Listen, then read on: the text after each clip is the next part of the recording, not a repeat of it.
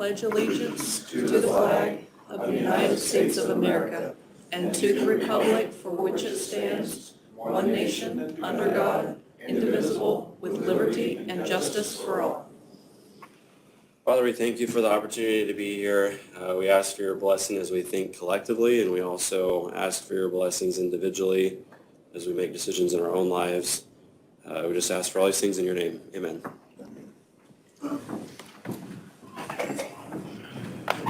It's open for you. Okay, council, first thing we're going to do is I need a motion to open the nominations for president. Make a motion to open nominations for president. Fred made a motion. Do I have a second? Who's second? No, nobody yet. Oh, I'll second. Kathy seconded. Okay. Those in favor say aye. Those opposed? Okay. Do I have a nomination for president? I'll nominate Dennis. I'll second it. Fred nominated. Kathy seconded. Do I have any other nominations? I would nominate John John Summers? Which John? Summers. Do I have a second? Well, who wants it, I guess? Are you Yeah. interested? I mean, are you interested in No, it? Just I'm to make not sure we. interested. Yep. Okay. So I think Dennis is the only one, unless somebody speaks up that they really want it. Well, there would have to be a second to Dennis's motion. There was a second. Oh, there was a second. Who seconded that? Kathy seconded. Kathy seconded both? Oh, no, Kathy seconded for Dennis. There has been no second for Yeah, John. that's what I. John, are you denying, are you not wanting to do it? I deny. Okay. Okay, so no other motions. Do I need a motion to close the nominations? Make a motion to close. Fred? Second. Corey? So we have Dennis. So how do you do this, Tony? So, You just, all in favor of Dennis winning president, signify by saying aye. okay, so all in favor of Dennis as president, signify by saying aye. Aye. Okay, welcome aboard, Dennis. I'll trade you places. A different view from there. We'll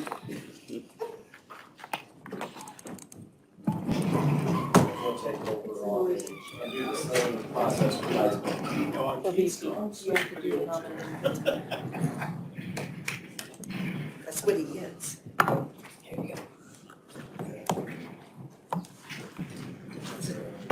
Thank you. Good day. Thank you. The sun is shining on the window right now. Congratulations on 10 years. Right enough.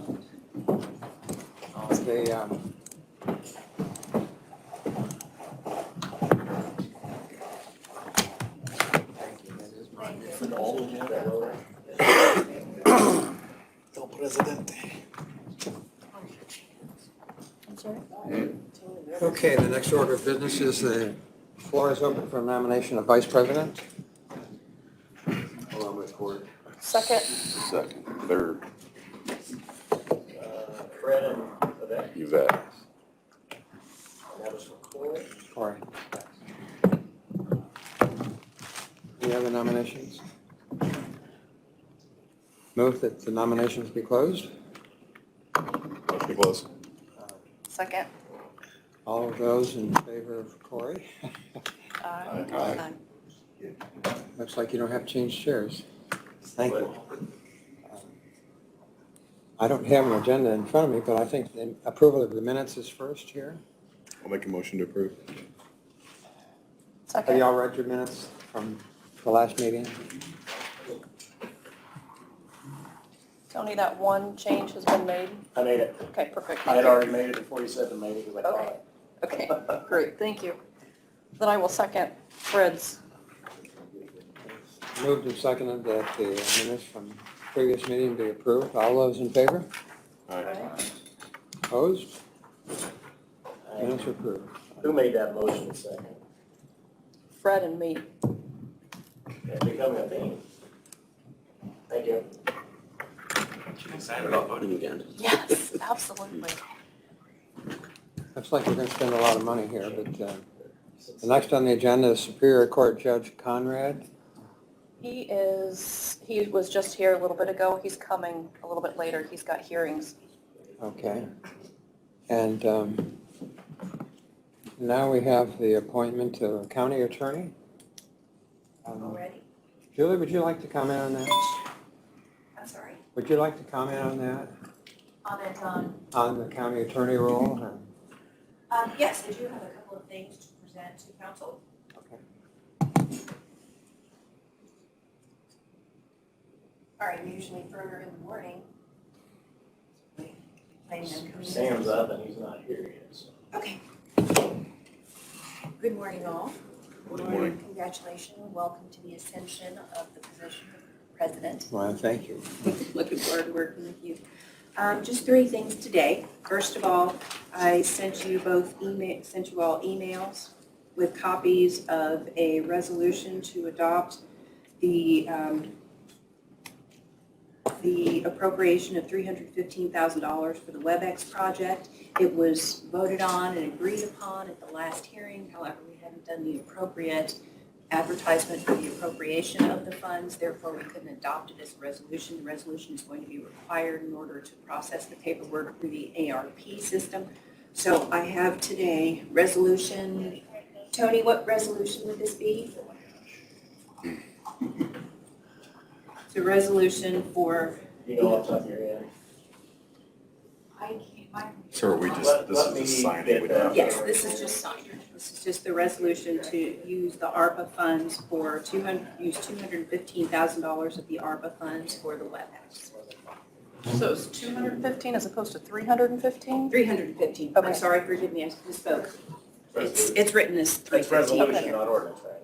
Resolution, I'm thinking 2, but I want to verify. 2. Okay. I want to verify that before you write it down. Okay. The other thing is the Adams County Council Policy and Procedures Manual. We went over that in December. The last few changes, last few additions were brought to everyone's attention and and agreed upon and voted upon. So I simply have a copy of it. There's a line indicating updated and adopted. If it's formally voted to be adopted in this form, I would date it and we would have a copy of it that would be left here in this room at all times until it's updated, and a copy would be disseminated and another one put on our website. So I present that to you for your final adoption. Yeah, I guess I just want to bring one last thing on that. Let me pull it up.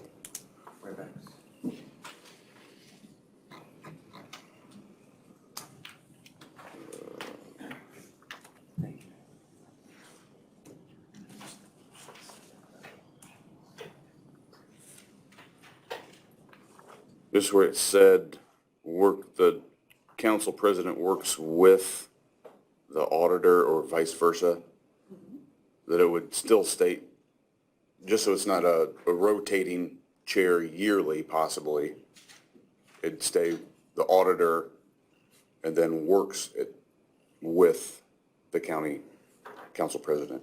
Right, by statute, the auditor is considered the secretary of the county council. Okay. So the secretary of the council needs to be working with the president, whomever that is, by election each year. Okay. So by default, that's the way it's. That's correct. Okay. Yes. So, Dennis, can I interrupt for just 1 second? Sure. Who made the motion second for the resolution 2022-2? Nobody. Or is there no motion needed on that? no motion needed, we just need to sign it. Just needed signed, okay. I missed that because I was. Because they formally voted on that in Another room. December. We do need a motion for the manual, right? Go ahead and get the motion for the manual. I would make a yes. motion to accept the county council manual as written. I'll second it.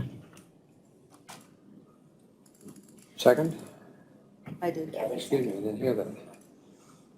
Moved and seconded that we approve the revised policy and procedure manual for county council, Adams County. All those in favor? Aye. Opposed? Passes. Thank you. Thank you for your work. Yes, thank you. You're very welcome. The last thing that I want to do is just keep you in the loop and advise you as to something new. Well, not really new. At the last council meeting, I did make you aware of a new OSHA regulation that would require testing or vaccination for all county employees. It had been challenged, and it was in the Fifth Circuit and then the Sixth Circuit Court of Appeals. It was stayed, and then it was sent up to the Supreme Court. The Supreme Court heard arguments on it this past Friday. It has not made a decision. Because of the deadline to implement the policy, or at least to create a policy, that was yesterday. That's just creation of the policy. So it hadn't been overturned by yesterday, so the commissioners went ahead and adopted what was resolution number 2022-1, in which it specifically adopted all the mandates of the OSHA regulation. Those will not go into effect and be required until February the 9th, if in fact the Supreme Court upholds the constitutionality of that OSHA regulation. But I need to make you aware of that because it may have impact on the county finances. It requires several things. Vaccines will not be mandatory for employees. The Human Resources Coordinator is going to maintain records as to vaccination status of all employees. Unvaccinated employees shall submit to a weekly COVID test, and the Human Resources Director is to receive the results.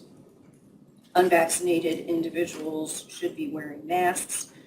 Unvaccinated employees wishing to get the vaccine are entitled to up to 4 hours of paid time off, paid by the county if they don't have paid time off, in order to go get the vaccine. And newly vaccinated employees are entitled to up to 48 hours of paid sick leave to recover from any side effects if they get the vaccine and they have no PTO. This is going to affect the county's bottom line if we have to be paying for people to have time off for these things. So I need to let you know that. There is no mandate that an employer pay for the tests. So this is something that can come out of the pockets of the employees. However, the county may want to consider whether or not we should get and start using rapid tests, go upstairs to the health department or have the health department go around and test people. But this is going to be a pretty significant undertaking by the county in terms of tracking all of this. And there's significant penalties, civil penalties. I believe it's what, $10,000? I think it was 14. $14,000 per incidence of finding an employee that is not complying with the regulation. So it is going to be pretty serious and pretty stringently enforced. So just to make you aware of what's on the horizon, I will make sure to send you an email as soon as we hear back. I checked the news this morning. As of 6:45 this morning when I last checked, the Supreme Court had not issued its opinion. Most people are actually quite surprised that they haven't acted on it yet, but it's expected it should come down at any time now. So I will keep you apprised as to what's going on, and we'll make whatever decisions you feel are appropriate in conjunction with the commissioners thereafter. Do we know what the cost of a test is? I don't know off the top of my head what the cost of the test is, but I would imagine that if we got big batches of it, it would be less expensive for us to get if we got it in bulk. But no, I have no idea what kind of cost we would be looking at if we got the test. Do those home tests count as a, I mean, can, It's got to be done by a certified health it does? professional. Yes. Yes. So it has to be an approved, CDC approved test. It can't be one of those home tests. So, but they would have to do that every single week. Right, Julie Marie, Yes. that'll be me. if the Supreme Court upholds it, are the tests something that come out of the ARPA money? Yes. If it's COVID related? Yes. Yes. The county could use some of the ARPA money for the testing, the cost of getting testing supplies, if in fact that's something that the county wanted to do. So, and then if the Supreme Court does strike that requirement down, then we still have the policy on our books, we have to get rid of it, or what's the next? The way that I wrote the policy, it'll only take effect if the Supreme Okay. Court affirms the constitutionality of the regulation. However, I think just to send a message and make it clear, I believe the commissioners are going to issue a separate resolution explicitly striking down and revoking any efficacy of that resolution. So, any other questions? Okay, that's all I had today. Thank you. Thank you.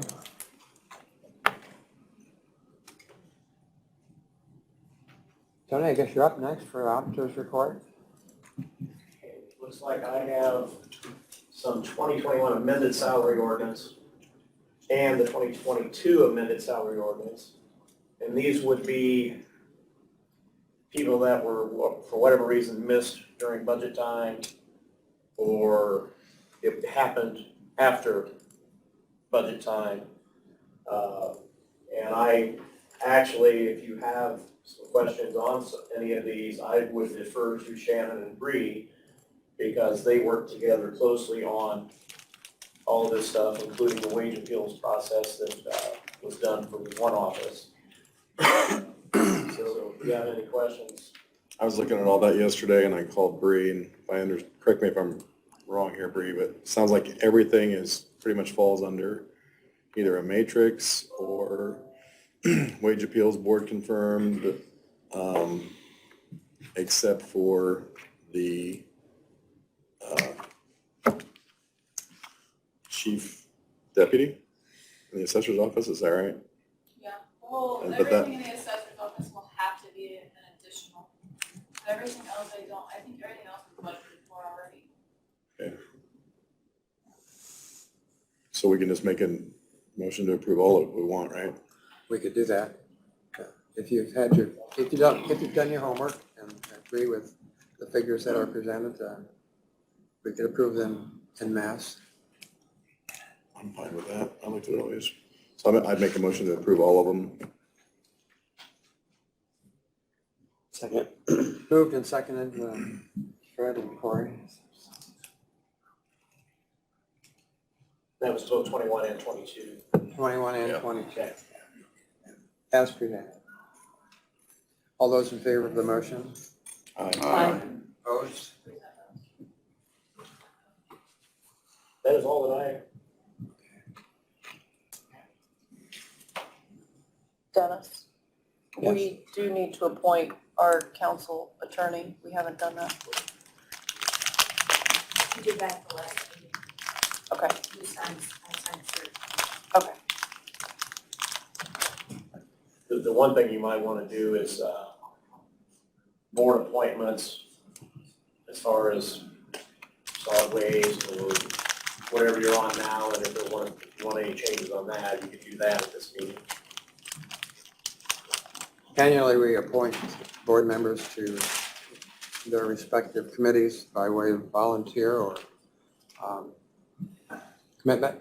And there are probably, 10, 11 appointments,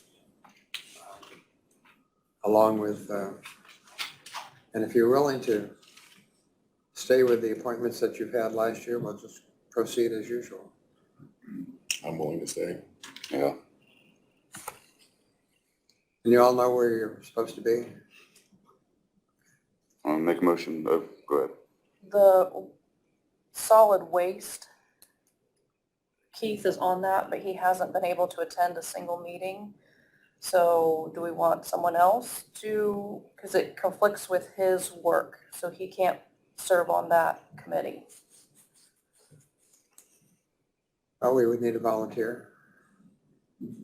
So I'll volunteer for that then. But then that leaves him with no boards that he's on. Nothing? What would be the favor of the board? I don't think is it required, as long as the boards are covered? Because 3 commissioners serve on it and a council member. No, I mean, for Keith not to have. Have what?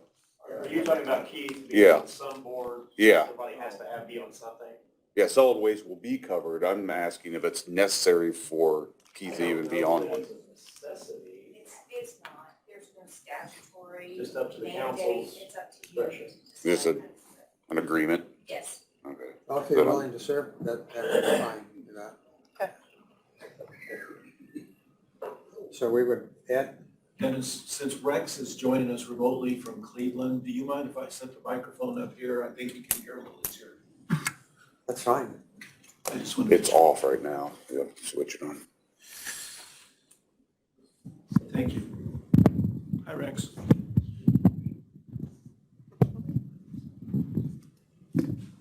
Does he can't hear from these speakers? He can, but if somebody's sitting here, it's Oh, probably not okay. as easy. So, but he can hear you guys, should be able If to. that's the only move, since there was a change, you want to go ahead and entertain a motion to approve the standing appointments with the exception of that, With the exception of the with the exception of a vet. taking Taking solid solid waste.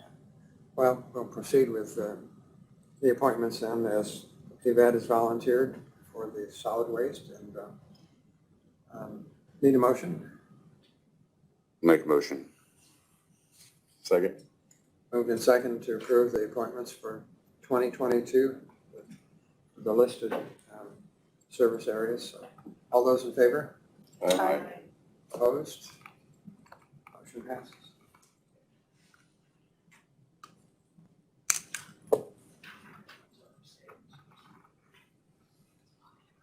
Go ahead, Sheriff. Can I be a filler for some time? Sure.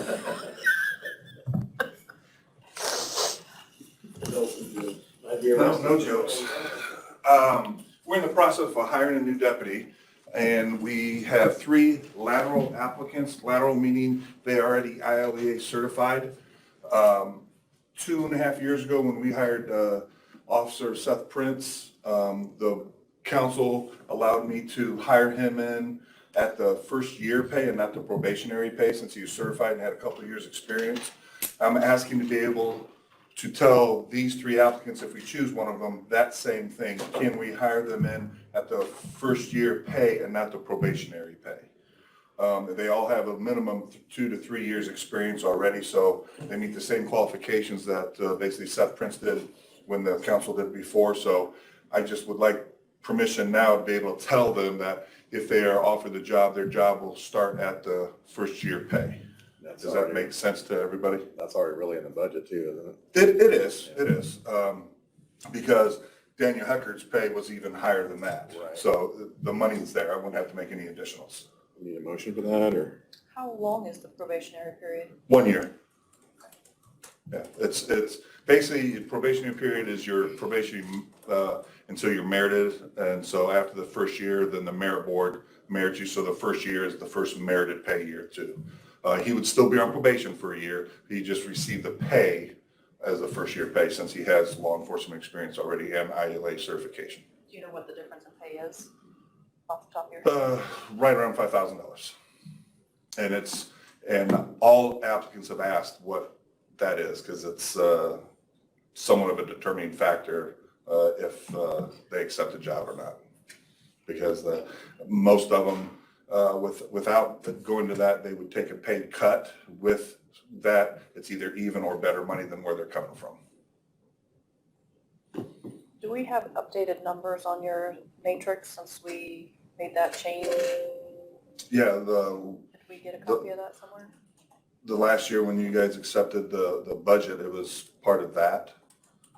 If you didn't receive a copy, I gave copies last fall, I know, but I will issue I can send emails to everybody with the new, for all 3 dispatchers, because dispatchers went on to a matrix. Yep. And then we made changes to the jail matrix as far as the jail commander, and the police matrix as far as the chief deputy, and then with the raise that you guys gave them. But I will send new ones out. Yeah, I remember seeing it. It was in an email, I believe. Yeah. But I guess I would like a motion that it would be okay that I would tell them that if they are given the chance to be employed, that with them being pre-certified, they would be starting at the first year deputy's pay. I'll make a motion to say a new hire contingent upon meeting. This new hire. This new hire. Contingent upon meeting the certifications would start at a first year pay instead of probationary pay. I'll I'll say. second. This is an adjustment to the matrix that you're. It's not an adjustment. Basically, our matrix shows a probationary period in the first year. But probationary usually is a green one. They've had no training. They're not IOA certified yet, so that's what we start. But with these applicants, they're, like I said, I believe minimum is 3 years. They have experience already. And like I said, we did that with Deputy Prince. We brought him in starting at the first year pay, not the probationary pay. Sounds good. He still will have, the new hire would still have 1 year probation though. And most of that, well, 12 weeks are at the academy too, For- typically. For a green officer, yes. Yeah. And they're actually changing that. I think they're going back to 16 weeks now. There's lots of changes going on down at the academy. So the cutoff is 3 years? If they've got 2 years' experience, they would fall under the probationary period? Or what's? I guess that's not Seth. I know with Seth, he had 2 years. So if we kind of want to make that the standard, I guess we could make that the standard. If you have 2 years prior law enforcement experience, then you can start at but I guess I kind of also want to keep it, I want to come back to you every time. I don't want to set blanket because a guy could have 2 years experience, but let's say the department he is with, or he doesn't have a lot of experience, if you know what I'm saying, then I might not want to offer him this. But from the backgrounds that we've done so far with the 3 applicants we have, they're experienced officers. So I want to be able to offer them this opportunity. I really don't want a blanket thing. I want to have to come to you to ask you permission if we hire a certified officer, because then I can explain to you, yes, I think so, or no, I don't think so, and this is why. So I really don't want to set a standard. I want to have to come to you and ask you every time if we do a lateral. That way, because some officers, yeah, they have the years of experience, but they're not experienced. So I want to treat everybody the same. I don't want to blanket because some officers don't have the experience that other 2-year officers have. Just curious, did you advertise it as lateral? Or We advertised it as open, but due to the fact that we have 3 qualified applicants, I made the decision to change it to a lateral. And as long as one of them is approved by the merit board, then we'll be good. If none of them would be approved by the merit board, then we'll go back to the other green applicants and start the process with those people. So this is a one-time adjustment for one individual. Correct. I guess it is an action item because it involves money, so. Yeah, we have a motion and a second. We have a motion second. Second, all those in favor of the salary adjustment for this individual? Aye. Aye.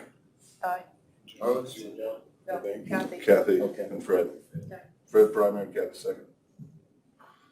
Okay. So moved, thank you very much. I guess unless you guys have any jokes or something like that, then I think I'm done. All right. Thank you.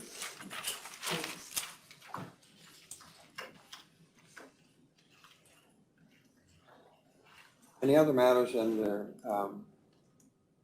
items properly presented? Mark? I've got one thing for information purposes.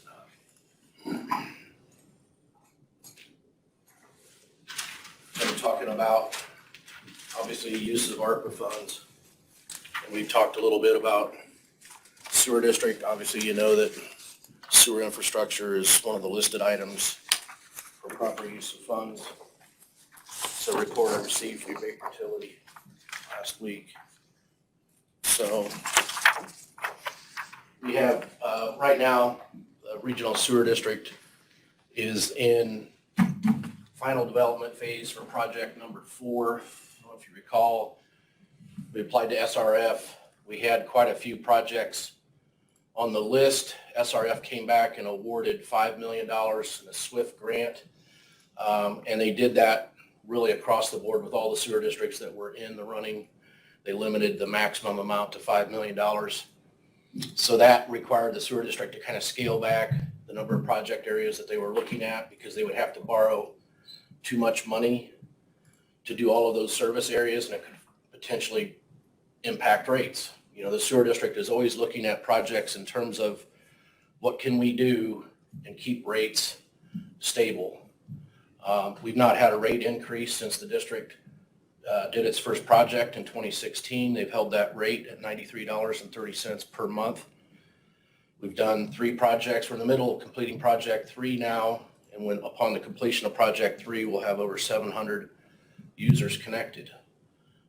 As the sewer district has grown, each time we do a project, we see additional growth occurring, individuals wanting lines extended to build homes and to build out additional infrastructure. That's somewhat difficult. SRF funds, you can only use SRF funds for septic elimination projects. In other words, they only want to use their money to go out and eliminate existing septic systems. When it comes to extending lines for development, then we're limited and we really can only use the funds that the district has available. Well, the district doesn't have a whole lot of extra funds available because they've got, their overhead and everything trimmed to a minimum to keep rates where they are and not incur, that additional debt. Anyway, what this shows is that for project number 4, the service areas for project number 4 are Oakwood Addition. The infrastructure in Oakwood Addition is in dire need of replacement. And so that is going to be replaced and upgraded that is currently connected to the city of Decatur, and they're paying out of city rates. And so that'll be connected to the sewer district with a new collection system. And the rates will be able to be held really close to what they are now, but it'll be taken over by the district and they'll service Oakwood. The other service area is Andrews Addition, north on 27. If you know where that is, as you go up north on 27, there's an addition over to the right-hand side, I guess to the east.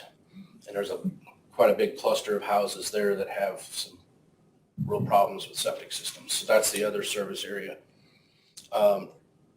The anticipated project cost is right about $6.4 to $6.5 million.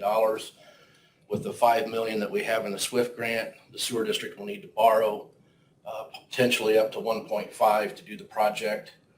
And so what we wanted to do was just let you know, make you aware of that. If the council were willing to do a one-time funding of the district for sewer infrastructure of say up to $1.5 million, then we don't have to issue any debt.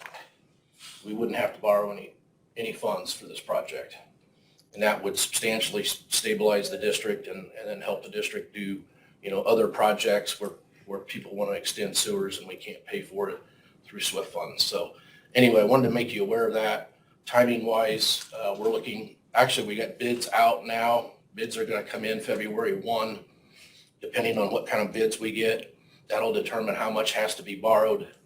We believe if the council would commit up to $1.5 million in ARP funds, that we don't have to borrow at all, which saves an issuance cost and substantial cost over the life of that loan, interest, etc. But anyway, I wanted to make you aware of that. Obviously, if I know you're thinking about it, you've got other expenditures that you may want to use that money for. But I just wanted to give you an update. That's kind of where the sewer district is right now on project number 4. So this would be definitely like a county grant and not a loan, as in. Right, it would be a one-time, one of the permitted uses for ARPA funds is sewer infrastructure. And so what you would have to do is you'd have to advertise for your February meeting to appropriate $1.5 million out of ARPA for sewer infrastructure. And then that would go towards the project, and then we wouldn't borrow money. Now, if we did go that route and contributed the 1.5 on the payback, would that go back into the ARPA funds or would that go back into? No, it just goes to the general? The rates would just come to the sewer district. The payback. There wouldn't be any payback. No. Oh, it'd just funds are be expended, the they're grant, expended. okay. County grant, basically. They're Okay. expended, they're expended. And it's simply, an infrastructure expenditure. It stabilizes and builds up the infrastructure of the sewer district and would enable the district to have better cash flow to do some of these other, extension projects that are more development related. But this project would only benefit a select few, not the entire county. No, the district as a whole, because we only have one rate for all service areas. So it just means that the district I guess the best example would be the district's acquiring additional capital assets, infrastructure, and customers without having an increase in their mortgage rate. So And it's like, sorry, go ahead. if we do this, if we would loan the $1.5 million, the rates would hold steady, but if we don't, they're for sure going up, or? I don't know that they'll have to go up. It just improves the financial position of the Sure, district to okay. keep rates where they are. Yeah. Much farther into the future. It avoids all that interest over the life of the loan. Because what you're doing is you're borrowing over 35 years. You're borrowing $1.5 million over 35 years. And so all that interest, so that just means the district has another debt service payment. So right now, the district borrowed, I think, about $2 million on project number 1. Project number 2, they were able to get 100% grant, which was phenomenal. And that was just for the Bobo service area and then the main line, the connections from Pleasant Mills back to Decatur. Project number 3, they had to borrow, I think, close to $2 million. And then this is project number 4. So we're paying, the sewer district is paying debt service now on approximately $4 million. And that, that's just like your jail bond. It's like any other bond. They have to make that payment, principal and interest, every 6 months. And so if they didn't have to borrow here, then they would add additional customers. That improves, the revenue base district-wide, and then they wouldn't have an additional debt service payment. And that improves the cash position and financial health of the district. Right now, the district, are they collecting what, like 750 to 8,000 a year annually at 700 customers?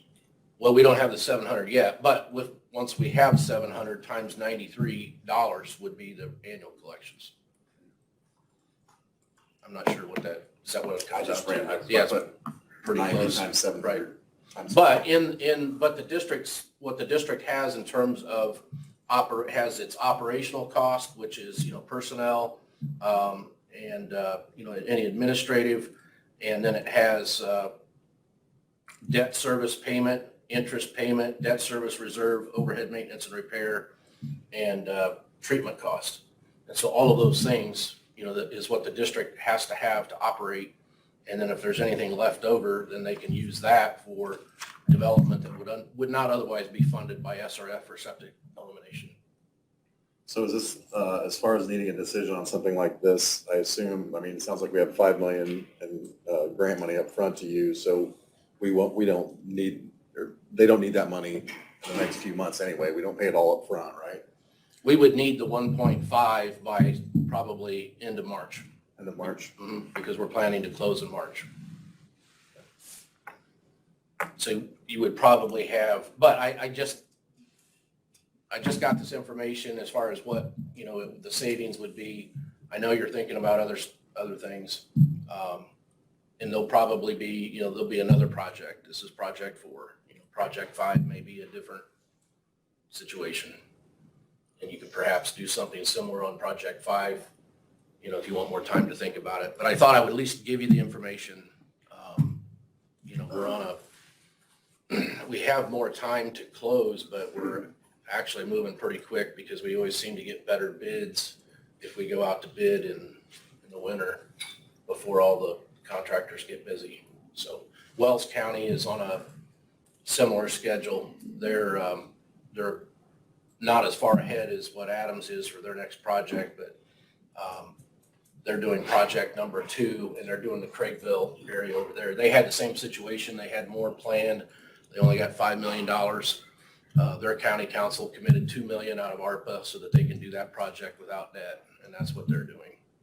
Historically, has it shown, does the state, historically speaking, are they more, so they capped it at 5 million this time, but you mentioned one of the projects, 2 or 3, got full funded from that.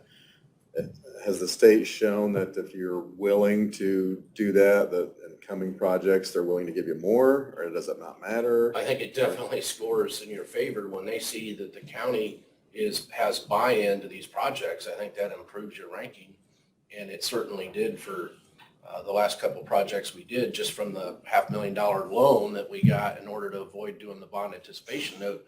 and that's the reason why we've got that cooperation award that was awarded to Adams County and the sewer district. It was because of that cooperation between the council and the district. So have we funded anything previously, or it was? The only, just loaning the $500,000, Okay. which gets paid back Right. when that loan closed. The commissioners have used some seeded funds to help the district initially with startup and administrative, which was absolutely critical. Okay. And that is also part of why the district and the county will receive that award for interlocal cooperation. I'm not going to guarantee this is my last question, but I have not. So we're going out to, these housing additions, anything that's in between there. Let's say somebody wants to tie in, of course, it's going to be at their expense.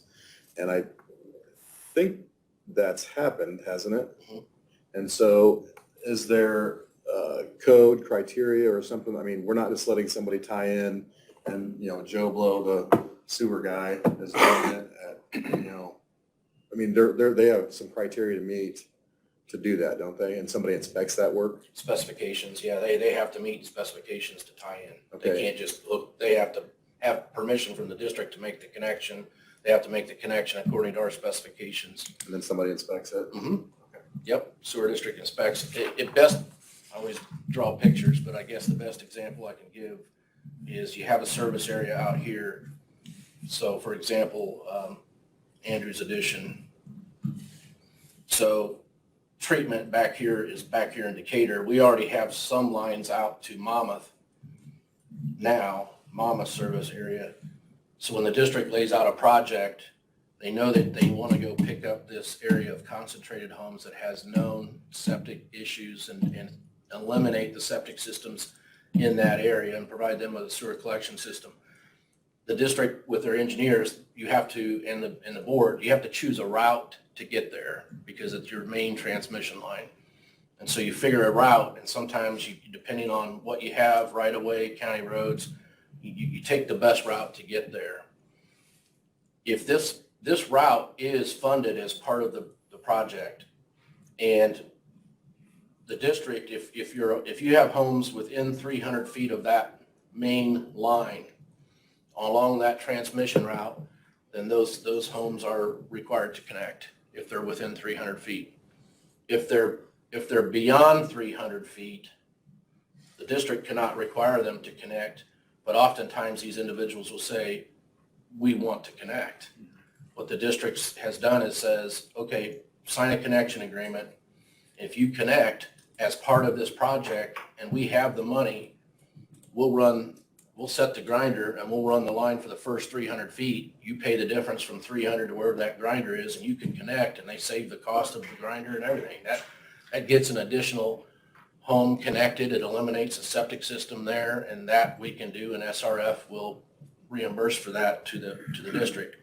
Where it gets a little different is if you have somebody that has, say, 5 acres and it's bare land and they don't have a home and they want to build a home, then that's not a septic elimination. But what the district has done is had private or had connection agreements that say, if and when you build your home, if you pay the interim rate when the project goes through and you pay that interim rate until you build, then we'll waive the $2,000 connection fee. We'll sell you a grinder at cost, but you still have to buy the grinder and you can build your new home. So there is some savings to be had by individuals that want to do new construction that is along a mainline construction route if you sign up during that project to be connected in the future. And so that's kind of how we pick up, this is the primary objective, is to do the septic elimination here. We pick up the homes that are within 300 feet on the main line. Anybody beyond 300, that's voluntary, but hey, if they want in, great. It's another customer, eliminates the septic system, and we've got additional customers. And then if there's if there's development, we can help encourage development, because there's no better time to, you have tap fee waived and you can buy a grinder at cost. So have we been able to, my impression is, and many of the hookups, that if an individual had to pay for it on their own, it'd be, pretty expensive. But because of this, and we're trying to eliminate that, we've been able to keep that cost down significantly, if I understand correctly. I know quite a few people that live out in the Row Acres area. And it sounds like we've been able to do that. Is that true across the board? Everybody's been able to hook up at a pretty reasonable cost or not? It all depends on, if you're in the project, if your home is in the service area or along the main line and within 300 feet, then the cost that you're saving is, grinders cost, it just depends, when we get bids, but grinders cost anywhere from $6,000 to $8,000 a piece. That's district cost in bulk. And then running the lateral for the first 300 feet, that could cost a couple $1,000s, and that's being paid by the district. So an individual that hooks up is saving about $10,000, or it's about $10,000 that's being paid by the district for that connection. And to construct, on the flip side, if you have a home and you have a septic system that's failing, and which we have some, and you've got sewage coming up in your yard, and number one, do you have the real estate to put a new septic system in? If you have the real estate, and if the soil test to put in a new septic system for a 4-bedroom home is somewhere between $15,000 and $20,000.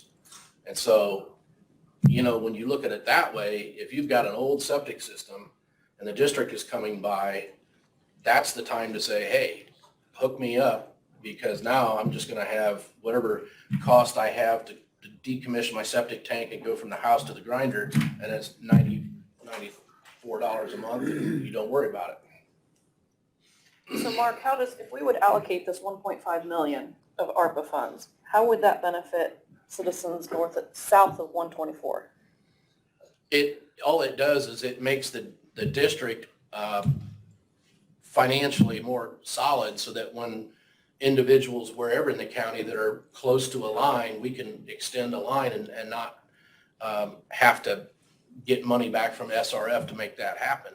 We are doing that project the project to Lynn Grove right now that's our project in the southern part, and that's coming down, I think, 700 south back to Bern. And so we've had quite a few along that route that would like us to, I guess the way to describe it is, here comes the main line. And so the main line's coming down here, and sometimes you have homes that are off that main route, and they say, hey, bring the line down here. Well, we don't have the money to do it. We might be able to do it in a separate project at some point and take the line down there and see how many voluntary connections we can get. So that would enable the district to do those sorts of things, and it wouldn't not necessarily have to be in, an SRF funded project. So it's just a matter of, over time, there have been more concentrated areas in the northern part of the county than the southern part, but there are other, projects. That's what the district tries to do, is in cooperation with the health department, identify those areas that are in the greatest need of a collection system and sewer. And the practical matter is, you cannot afford to take sewer lines down every county road in the county. You can't do it, because you can't afford to go a mile down the road and pick up 2 homes. It's just not there. Now, when you have developers, on the other hand, that say, hey, I'll develop this property and the developer will pay for the cost of the extension, then that changes the game. And the sewer district would like to be able to do that. We've done we've done one of those where the developer pays for it, and then and they have to put it in according to the district specifications, and then if additional people want to build homes in the future, or they want to connect, then the developer can recover some of their build-out costs, but we don't allow the developer to make money on it. We don't allow them to get back more than what it cost them to put that line in the first place. So if you build it out to the district specs, let's say it costs you $100,000 to run down here, and then over time, 3 or 4 or 5 people want to connect, the developer can recover whatever their cost is in getting that line down there, minus the cost to service their own area. But that's it. They can't recover more than that. We're not gonna let them make money on that, but the district then would take over the line, and when the district has the line, then the district can require connections to the line. But ultimately, isn't the main reason any of this stuff is being done is because it's kind of being mandated by the state? Is that?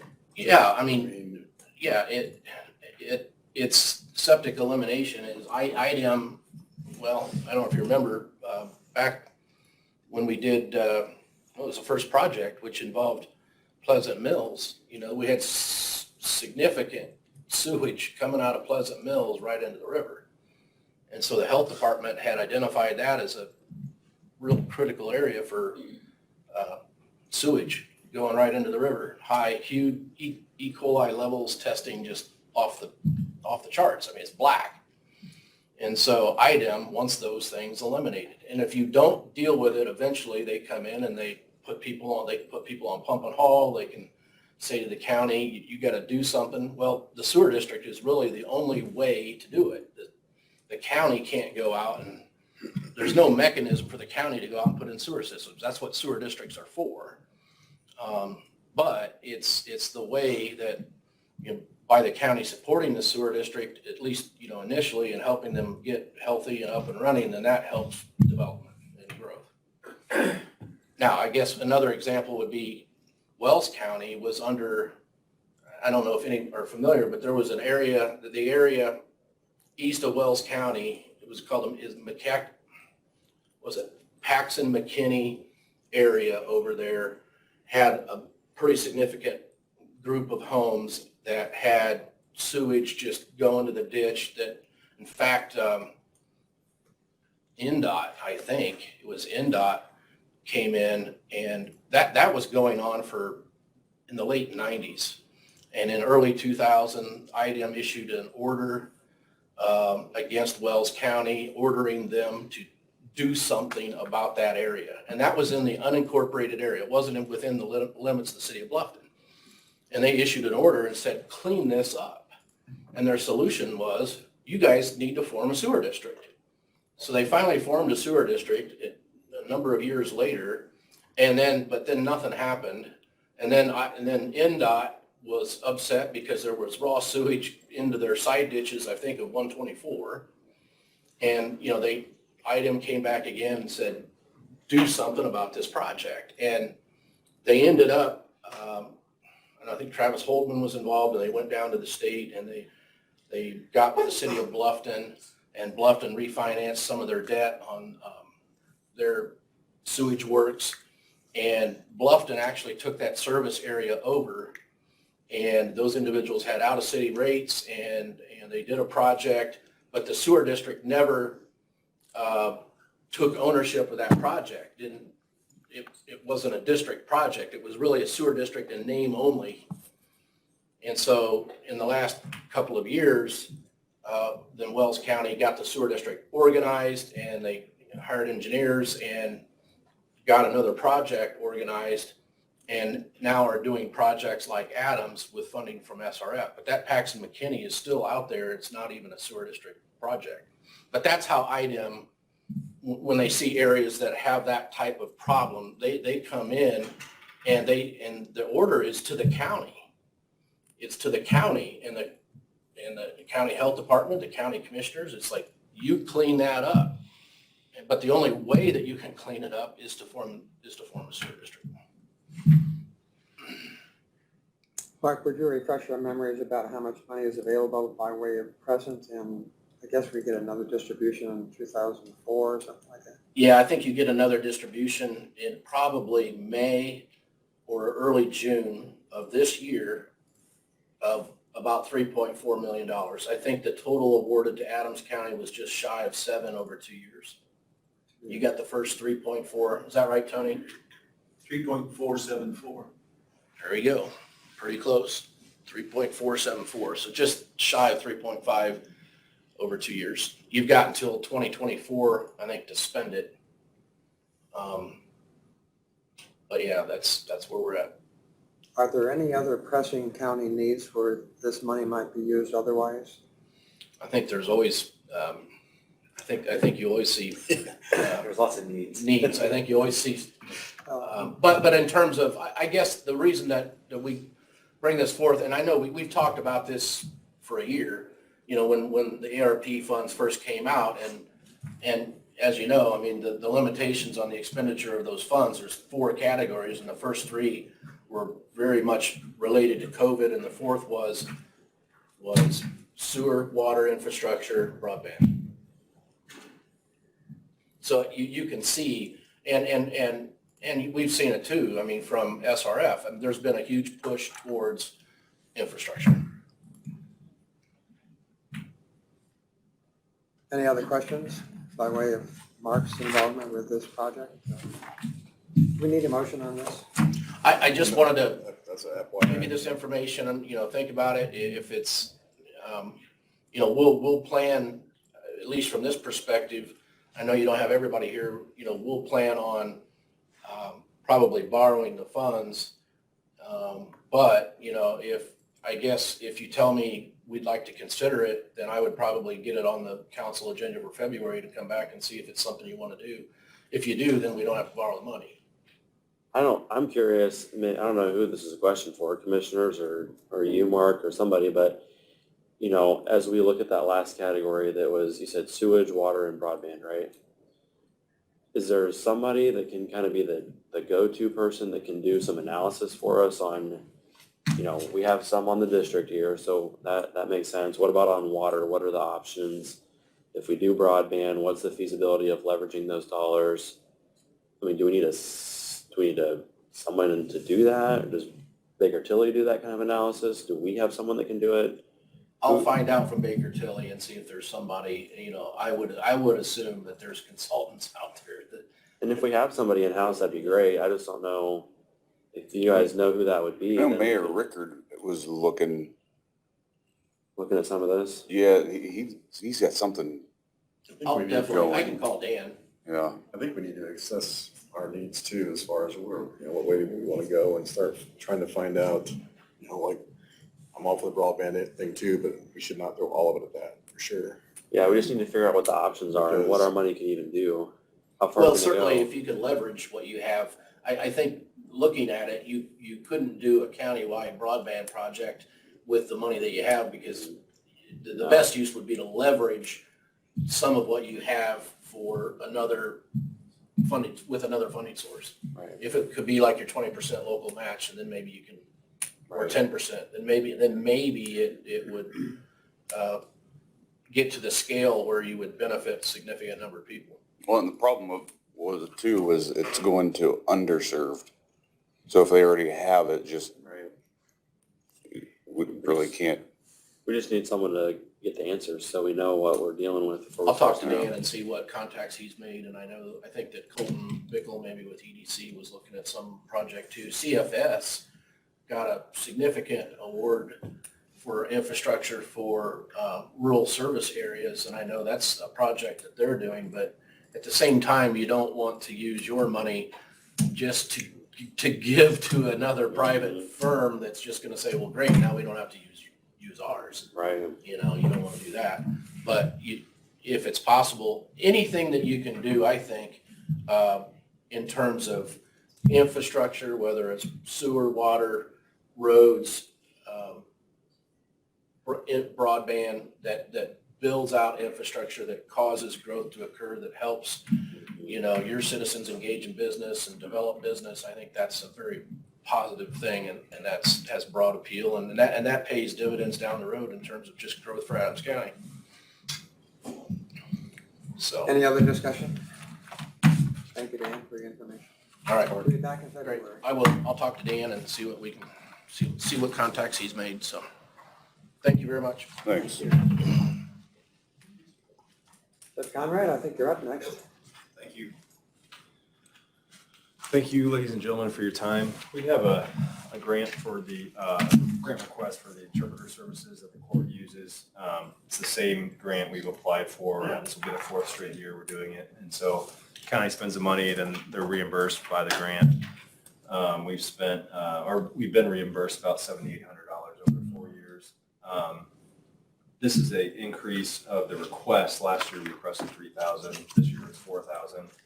I'm thinking that will only continue to increase. We have a lot of Burmese speakers, a lot of Hispanic speaking defendants, that sort of thing, so we utilize this pretty often. Anyway, but that's my request today, so pretty. So does that end up being like full reimbursement then? 4,000 for reimbursement, yeah. I mean, does it end up being full, excuse me, full reimbursement for up to that much, or For up to that much, yeah, well, for whatever you spend, right? So up to 4,000. if you exceed that, then it's on your dime? Then it's on, yeah. They did the same grant last year, and It was only 3 then, and it was so, less than, but they did the same right, grant. right. I thought I read in your expenses that you usually spend 7,300, so this So- covers almost half of that? Right, and so next year I plan to request the full amount just to see, I mean, if I'm not getting a grant for it, I might as well get reimbursed for it. You know, And then so- I saw the grant covers the expenses of travel. Because we have WebEx now, can you use that So WebEx we've- link to help out with Yeah, that? so some of that is the difficulty from my perspective in representing people overseas, like soldiers when you go into a Korean Corps, the nuance, when you don't speak the language, the nuance of what's being explained, trying to do that over WebEx, a lot of times the conversations can be had face-to-face. They can explain things better than if the conversation is on the record. And, it can be a little difficult. We've also used, the probation office uses, there's a service that's through the phone. And in my opinion, there's a little difficulty with doing it that way, just because of the nature of having to explain complex terms. A lot of folks, kind of the scuttlebutt you hear about interpreter services as well. Oh, hey, they get by, they can, they talk to probation, or they can talk to the law enforcement officer, they get pulled over and they speak fine. There is a difference between being conversant in a language and then understanding your constitutional rights and what everything technically means. And I don't feel comfortable having someone in front of my court that doesn't fully understand what's happening, but they can, heck, I can get by in Germany, I can go buy something. Does that mean I would know the nuance in a German court? Heck no. And so I just feel that these type of services are important enough for multiple reasons to have somebody in person, COVID permitting. Otherwise then, it can just, I think, get a little trickier. But that's why I think the travel now, Mr. Aguia has provided a lot of services for us too, and so his travel obviously is a little cheaper. So we're always looking for folks in the community that can provide that as well. It's less than driving 4-way. I'll make that motion. Second. Motion to approve up to $4,000, is that what you said, Josh? Yes, sir. For the stated purposes. All those in favor of the motion? Opposed? So moved. Thanks. Thank you. I knew you weren't going to stay long, you didn't take your coat off. Oh, I'm sorry, I have a cold. There's that one, I guess I'll be at the commissioners here today too.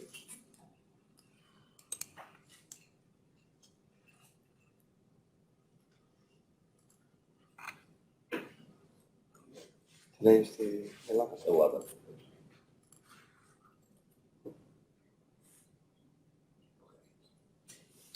South Police District. Thank you, sir. Thank you all. Or daytime.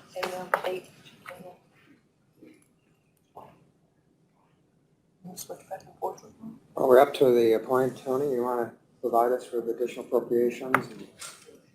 What if we had Don't have them? more transfers? Skip you. This is not all bad. No, that's good.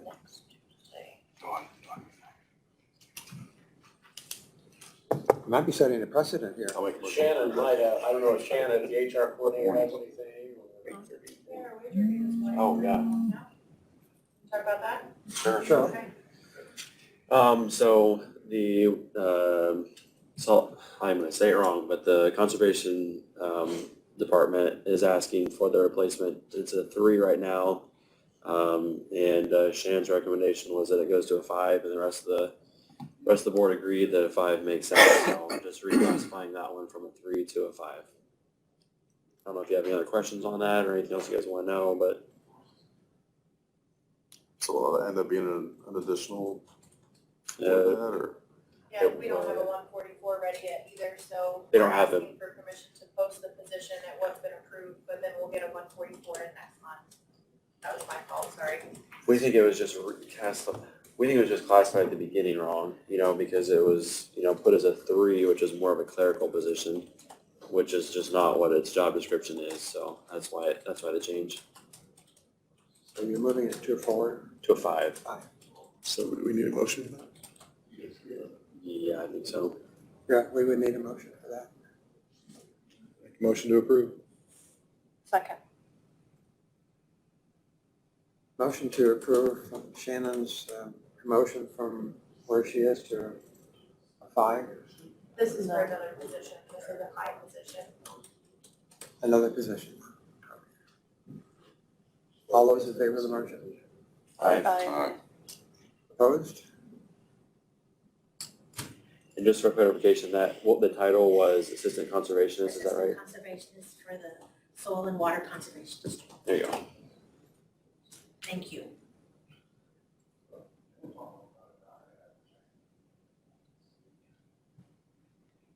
Any other matters to be brought before the membership? Yeah, this is just an FYI. For the IT board, Stan, if you can help me remember what it's for. There's $77,000 in a labor cost that was supposed to be spent last year. I guess Bree, you were there too. I'm gonna ask you. I think you were there. Anyhow, there was $77,000 that wasn't spent, it was budgeted for. They couldn't do the labor portion because people were sick or they didn't have, people not showing up.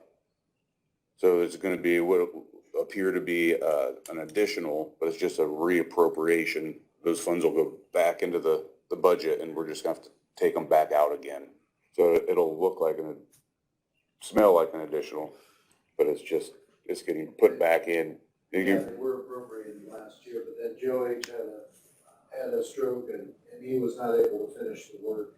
And Phil Blakey also had some health issues. So a lot of the work that the money was appropriated for last year was not done. What was it for? For the rework of the jail Oh, that's right. to do the recabling and to move the room.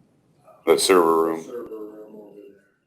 So a lot of the construction had been started but not completed, and then it was interrupted because of the health concerns. So between Joe H., I mean, he's been our primary contractor on that project, along with the projects we've done here. So that was kind of a setback to not have him able to complete. Same thing with Phil Blakey. So was there an invoice that we can just encumber the funds? That's what I was going to say. Yeah, that's why it's. Yeah, so it was not invoiced because. We haven't done the work yet. Yeah, it's actual physical labor, so that they couldn't really backdate it or, any finagling in that sense. Okay. So I talked with Mike Brown concerning our Excel issue that we've been having, that our iPads don't have Excel on it, they have numbers. So during budget time, we have issues. So Mike actually had Excel set up for us back in August. He had the configuration, but it just didn't work out. So anyway, he said that he would like to have all of our iPads, because those can be used for the WebEx. He has other needs for the iPads, and he would get us notebooks instead, which is a Microsoft product that has Excel in it, and then we would all be on the same basis. And if we would, do our own Excel stuff, we could email it to the auditor. He can set up some kind of a share folder for all of us to have access to. I think he said that the notebooks, though, it takes a couple months to get them ordered right now, but they would be around $1,300 a notebook. So that might be an option, that if we want to do that, then he said he would really like to have these, because he can pass these out and use these for WebEx, and they would be better utilized than us having them. So if we want to do an additional appropriation in a couple months and have him order us some notebooks, and we can all be on the same the same Excel and have Or all if he the was same gonna features? use them, if he was gonna have to spend money for the WebEx, can it just trade out for that? I don't know, I didn't ask him that. Yeah. But that might be something before budget time, if we can, we could, have him order those and get those in and he could configure them. Then by budget time, it'll be a little bit easier to have a notebook instead of numbers. Yeah, I mean, if he was gonna already reorder iPads, for the WebEx stuff, and he can redeploy these instead of buying those, then it doesn't cost anything, it's just a trade out, yeah, so that would be easy. So I'll talk to him again and see what he wants to do. Like he said, it takes about 4 to 6 months to get, once he orders it, to get the product in. That would be a plan for us to follow then? You would like to pursue that? I would, yes, since it's been an issue for us the last couple years. And if he can use these and put them to better purposes, I'd say great. Yeah, I don't even use mine. I don't like Apple. One for the Microsoft products. That's an FYI? Yeah.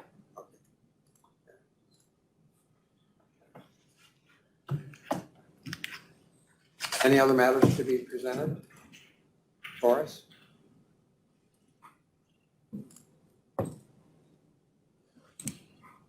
Ask for a motion to adjourn. Motion. Second. Aye. All those in favor? Thank you. You have things to sign, don't worry.